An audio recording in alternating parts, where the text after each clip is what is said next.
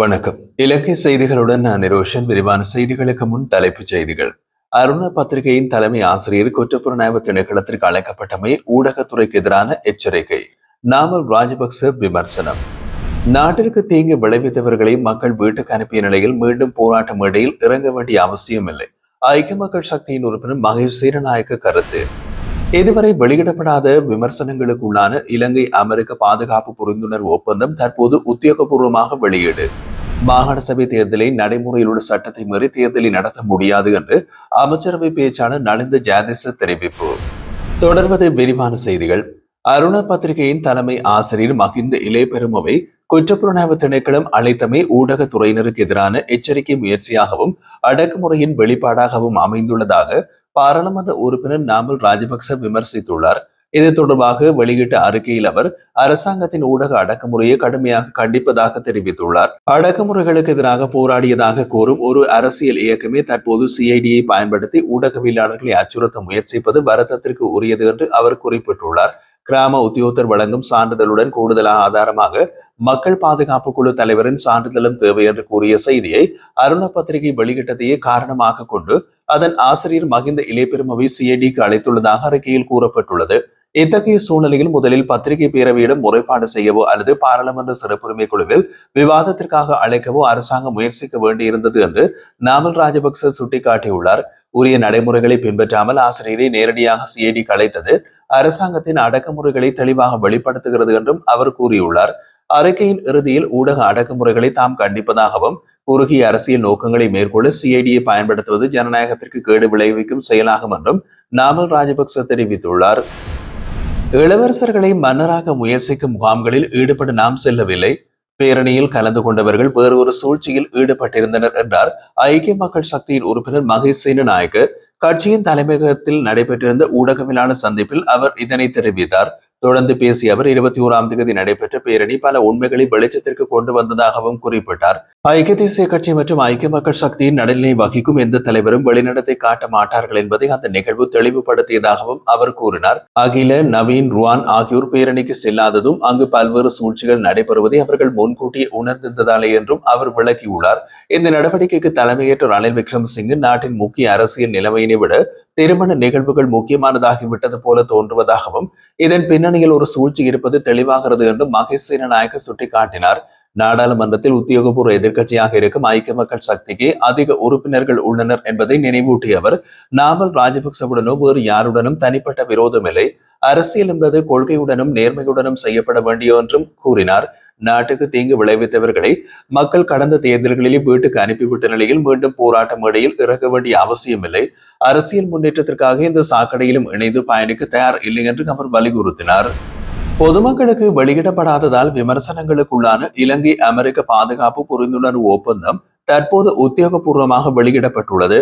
14ஆம் தேதி கையெழுத்தான இந்த ஒப்பந்தம் மொன்டானோ தேசிய காவல்படை, அமெரிக்க கடலோர காவல்படை மாவட்டம் 13 மற்றும் இலங்கை ஆயுதப்படைகள் இடையிலான பாதுகாப்பு ஒத்துழைப்பை ஒருங்கிணைக்கின்றது. அமெரிக்க தூதுவர் ஜோலிசன், பிரிகேடியர் ஜெனரல் ட்ரன் கிப்சன் மற்றும் பாதுகாப்பு செயலாளர் சம்பத் துயக்கொண்டா ஒப்பந்தத்தில் கையெழுத்திட்டனர். வெளியிடப்பட்ட முழு ஆவணம் கூட்டு பயிற்சி, அனர்த்த மீட்பு, கடல்சார் மற்றும் சைபர் பாதுகாப்பு, மனிதாபிமான உதவி போன்ற முக்கிய துறைகளில் இரு நாடுகளின் ஒத்துழைப்பை வலுப்படுத்துகின்றது. இந்தோ பசிபிக் பிராந்திய ஸ்திரத்தன்மையினை உயர்த்தும் வரலாற்று சிறப்புமிக்க ஒப்பந்தமாக இது அமைகின்றது என்றும் இலங்கையின் பாதுகாப்பு திறன்களை மேம்படுத்தும் புதிய வாய்ப்புகளை உருவாக்குகிறது என்றும் இருதரப்பும் தெரிவித்துள்ளனர். இந்த ஒப்பந்தத்துடன் இலங்கை அமெரிக்க கூட்டாண்மை திட்டத்தில் இணைந்து 115 நாடுகளின் வலையமைப்பில் சேர்க்கின்றது. முதல் கூட்டு நடவடிக்கைகள் 2026 நடுப்பகுதியில் தொடங்க உள்ளன. யுத்தத்தால் பாதிக்கப்பட்ட பகுதிகளில் காணி பிரச்சனைகள் இன்னமும் தீர்க்கப்படவில்லை.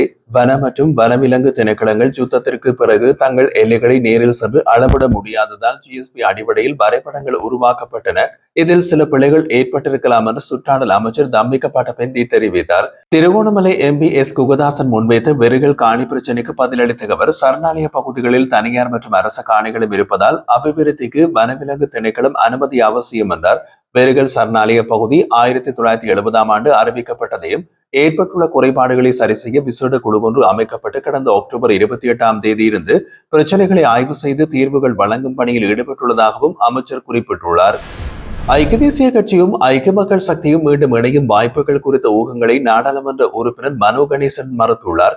இந்த இரு கட்சிகளுக்கும் இடையிலான எந்த ஒரு அணுகுமுறையும் முறையான கட்சி இணைப்பாக இருக்காது. அது ஒற்றுமைக்கான ஒரு கட்டமைப்பு என்ற மட்டத்திலேயே இருக்கும் என்று அவர் எக்ஸ் தளத்தில் பதிவிட்டுள்ளார். ஐக்கிய மக்கள் சக்தி ஏற்கனவே தனித்துவமான அரசியல் அடையாளத்தை உருவாக்கி திரும்ப முடியாத எல்லையை கடந்து விட்டதாகவும், எனவே இணைப்பு குறித்து அல்லாமல் பரந்த கூட்டணியை உருவாக்குவது முக்கியம் என்றும் அவர் வலியுறுத்தினார். ஐக்கிய தேசிய கட்சி, ஐக்கிய மக்கள் சக்தி, தமிழ் முற்போக்கு கூட்டணி, ஸ்ரீலங்கா முஸ்லிம் காங்கிரஸ், ஸ்ரீலங்கா சுதந்திர கட்சியின் மீதமுள்ள பிரிவுகள் மற்றும் சிறுபான்மை கட்சிகள் இணைந்து ஒரு விரிவான கூட்டணி உருவாக்க வேண்டும் என்றும் மனோ கணேசன் பரிந்துரைத்துள்ளார். மாகாண சபை தேர்தலை விரைவாக நடத்துவது அரசாங்கத்தின் விருப்பமாக இருந்தாலும் நடைமுறையில் உள்ள சட்டத்தை மீறி தேர்தலை நடத்த முடியாது என்று அமைச்சரவை பேச்சாளர் அமைச்சர் நலிந்த ஜாதிச தெரிவித்தார். அரசாங்க தகவல் திணைக்களத்தில் நடைபெற்ற ஊடகவியலாளர் சந்திப்பொன்றில் அவர் தெரிவிக்கையில், மாகாண சபை தேர்தலுக்காக பழைய சட்டமும் புதிய சட்டமும் உள்ளது. ரணில் விக்ரமசிங்கே பிரதமராக இருந்த காலத்தில் புதிய சட்டம் நிறைவேற்றப்பட்டாலும் அதற்கான எல்லை நிர்ணயம் இதுவரை செய்யப்படவில்லை. எனவே சட்டம் இருந்தாலும் எல்லை நிர்ணயம் இல்லாமல் தேர்தல் நடத்த இயலாது. மேலும் எல்லை நிர்ணயம் மேற்கொள்ளப்படாததால் என்ன செய்ய வேண்டும் என்று புதிய சட்டமும் குறிப்பிடப்படவில்லை என்றார். மக்கள் தங்கள் தொகுதியை நேரடியாக பிரதிநிதித்துவப்படுத்தும் ஒருவரை தேர்ந்தெடுக்க விரும்புவதால் புதிய முறைமையினை கொண்டு வந்துள்ளதாகவும், ஆனால் அதை நடைமுறைப்படுத்தவில்லை என்பதாலேயே இப்போது புதிய சட்ட அவசியம் ஏற்பட்டுள்ளதாகவும் அவர் கூறினார். இந்த சட்ட நடவடிக்கைகள் முடிந்தவுடன் தேர்தலை விரைவில் நடத்த முடியும் என்றும், 2026 வரவு செலவு திட்டத்தில் மாகாண சபைகளுக்கு 76 பில்லியன் ரூபாய் மற்றும் புனரமைப்பு பணிகளுக்காக 532 பில்லியன் ரூபாய் ஒதுக்கப்பட்டுள்ளதாகவும் குறிப்பிட்டார்.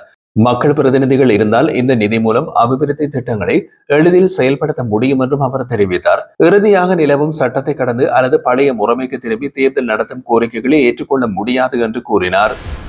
நாடு முன்னேற வேண்டும் என்றால் கல்வி மற்றும் சுகாதாரம் ஆகிய துறைகளுக்கு முன்னுரிமை அளிக்க வேண்டும். அதற்கு சான்றாக கடந்த காலங்களில் கல்விக்காக 6% நிதி ஒதுக்குவதற்காக போராடி இருந்தோம். ஆனால் தற்போது 1.3% மட்டுமே வழங்கப்பட்டு வருவதால் இது போதுமானது அல்ல என்று தமிழ் தேசிய மக்கள் முன்னணியின் தலைவர் கஜேந்திரகுமார் பொன்னம்பலம் தெரிவித்துள்ளார். அவர் இதனை 2026 வரவு செலவு திட்டம் தொடர்பான பாராளுமன்ற குளிர்நிலை விவாதத்தில் தெரிவித்தார். யாழ்ப்பாண பல்கலைக்கழகத்தில் 1090 இடங்களுக்கு 761 பேரை பணிக்கமர்த்தப்பட்டுள்ளார்கள். கடந்த காலங்களில் 327 வெற்றிடங்கள் இருந்ததிலும் தற்போதைய அரசு 170 பேரை மட்டுமே நியமித்துள்ளது. கடந்த 10 வருடங்களிலும் புதிய பீடங்கள் திறக்கப்பட்டாலும் ஊழியர் வெற்றிடங்கள் நிரப்பப்படாமல் செயல்பட்டு வந்துள்ளதாலும் அவர் குறிப்பிட்டுள்ளார். எனவே மீதமான இடங்களை விரைவில் நிரப்ப வேண்டும் என்றார். ஆசிரியர் அதிபர் சேவை சம்பள மறுசீரமைப்பில் குறைபாடுகள் உள்ளன. முன்னிலை அரசாங்கத்தில் சுபோதினி குழுவுக்கு ஆதரவாக பேசப்பட்ட போதிலும் தற்போதைய அரசாங்கம் திருத்தங்களை மேற்கொண்டாலும் போதாது. இதனால் சம்பள பிரச்சனைக்கு நிர்வகிக்கப்பட்ட தீர்வு தேவைப்படும். மேலும் பாடசாலை நேரம் அதிகரிக்கப்பட்டுள்ளது. குறிப்பாக முஸ்லிம் பாடசாலைகள் திங்கள் வியாழக்கிழமை 2:50 வரை செயல்படும். இதனால் மாணவர்களுக்கு பகல் உணவு பிரச்சனைகள் உண்டாகும். குடும்பங்களின் பொருளாதார நிலைமையை கருத்தில் கொண்டு உணவு வசதிகளையும் ஏற்படுத்த வேண்டும். கஷ்டப்பிரதேச பாடசாலைகளில் பணியாற்றும் ஆசிரியர்களுக்கு போக்குவரத்து மற்றும் தங்குமிட பிரச்சனைகள் உள்ளன. தற்போது 1500 ரூபாய் மட்டுமே ஊதியம் வழங்கப்படுகின்றது. இது போதுமானது அல்ல. மேலும் சில கஷ்டப்பிரதேச பாடசாலைகள் அந்தஸ்திலிருந்து நீக்கப்பட்டுள்ளதையும் அவர் கேள்வி எழுப்பினார். இந்த நிலையில் ஆங்கில கல்விக்காக ஆஸ்திரேலியாவில் இருந்து சில பரிந்துரைகள் வந்துள்ளன. அரசு அதற்கு கவனம் செலுத்த வேண்டும் என்றும் அவர் எதிர்பார்க்கின்றார்.